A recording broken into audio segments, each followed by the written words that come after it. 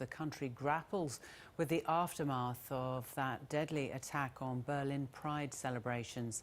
Deutsche Welle correspondent Thomas Sparrow joins us now from Berlin. Thomas, hi there. What details have emerged over the last couple of days about the alleged attackers' motivations? There are lots of questions here about how this attack could happen here at Berlin's Pride celebrations, specifically because the main suspect, known here as Abdul B, a 21-year-old German of Lebanese roots, was actually well known to the authorities. He had a criminal record. Authorities knew that he had intended to join the so-called Islamic State.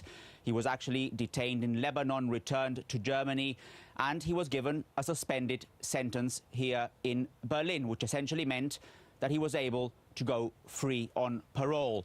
And that's at the center of the debate here. How could authorities, specifically knowing that this man was an extremist, that this man had a criminal record, that this man was potentially dangerous, how did they actually let him go free? This is something that is also generating a lot of discussions here in Germany about what potential consequences there must be after this deadly attack. One woman died, nearly 30 were injured. And the most recent detail to come out was the fact that in the vehicle that was used, the man had actually left a video in which he pledged allegiance to the so-called Islamic State. Thomas, are there any plans for authorities to make changes after this attack to try and prevent it happening again? Definitely, because Germany has been here before. You may remember that in 2016, also here in Berlin, there was another car ramming incident, an attack at one of Germany's most important Christmas market. That was in 2016 in December, and the attacker there, called Anis Amri, was also known to authorities. The headlines back then were eerily familiar today. How could this happen? Why didn't Germany prevent this from happening? So there are calls that are growing louder and louder for authorities to actually do something, change something, modify something.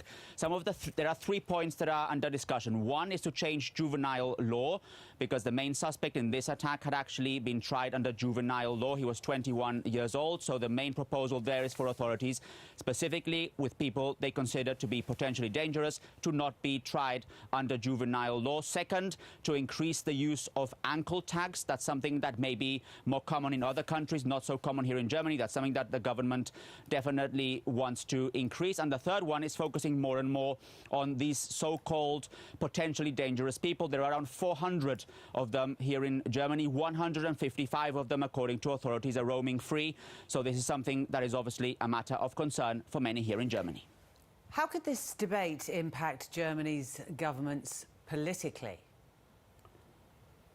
It could impact Germany's government politically, because there are very important regional elections coming up in September in the eastern part of the country, where the far-right party, the AfD, is particularly strong. In fact, they are leading there in the polls. They're also leading in the polls nationally. Nationally, they are the main opposition party, and they have gained support in recent years, specifically pledging for a stricter stance on migration and a stricter stance on security. And they are tapping into this debate right now by saying that it was a failure from the German state, that it was a failure from the German government. So this could actually increase their support, leading to those very important regional elections in September. So that's why also, if you look at what the government is trying to do, there's a sense of urgency when it comes to implementing, or at least presenting, new ideas, new changes to the German law system, so that these attacks can be prevented more and more. Because another element that is worth mentioning is a very increased focus on